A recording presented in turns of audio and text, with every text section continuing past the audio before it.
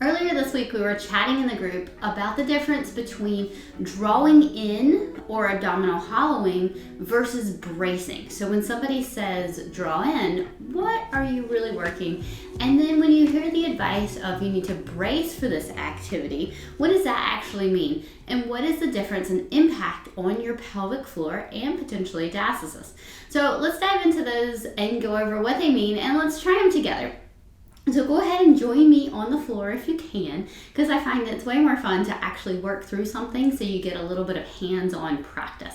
Okay, so I like to think about the two of those is preferentially contracting different abdominal muscles and level of contraction. So when you think about drawing in or abdominal hollowing, you think more navel to spine. All right, so let's go ahead and climb down and take a look at that. So if I'm here and I am doing a drawing in maneuver, then that's going to be more of a navel to spine.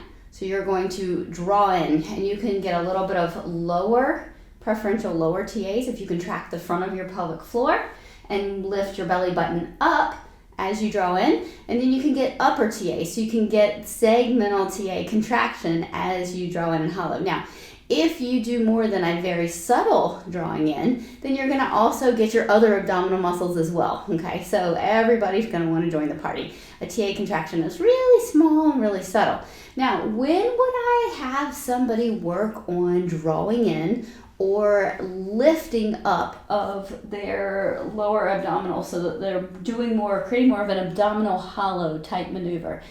I would have somebody work on that if they have very weak transverse abdominals and they lack control during movements that require lots of abs to hold their spine still. So if they're having a lot of trouble with bearing down or bracing out. So if they have a tendency to bear down when they do something, then we're probably going to want to try to retrain the system to hold more in. Now, here's the deal. Bracing is just going a little bit further with that contraction. So I like to think about bracing as your kid running across the room and jumping on your belly, okay? If you guys have kids, you know exactly what I'm talking about. So I want you to imagine bracing being a knee to the belly, okay? And that is going to be your difference. So if you draw on your belly button, you're probably not going to want your kid to come and, drop an elbow onto you flying off of the couch. Like that would hurt, okay? It's going to push in a little bit too far. So what you would do is you would brace. You would tighten further. Now, when you think about bracing, you can brace in different ways. So you can brace holding your position and holding pressure. So if I'm here and I brace, a kid could jump on me. A kid could put a knee in my belly and it's going to hold, okay? It's going to be nice and firm, all right? And that is bracing. Now, some people brace pushing out. So they brace out. And oftentimes when this happens, you can brace down on the pelvic floor, which could contribute to making prolapse worse. So, and you can also contribute to doming out of your diastasis if the way you brace is out. Okay, so when you have a pressure management problem, which is a diastasis or a prolapse, then you're going to want to work on how you control the pressure in here. And part of that comes down to how you brace when you need your abs to fire. Okay, so I want you to think about that difference. So go ahead and draw in for me, lift up, draw in, feel that difference. Feel how you wouldn't want your kid to run across the room and jump on you here. All right, so think about this as maybe a lower level contraction, and it gets maybe a little bit more TAs. All right, so if you're really weak in the TA department, this can be a good go-to for working on during your exercises.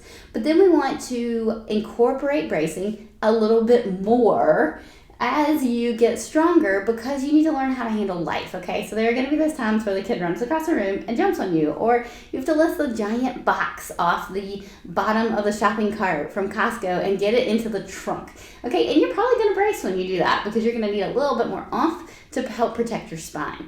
All right, and so we need to go ahead and learn how to brace accordingly. So what I want you to do is I want you to picture that kid running and body slamming you, and you're going to hold pressure here to make sure they don't push into your internal organs.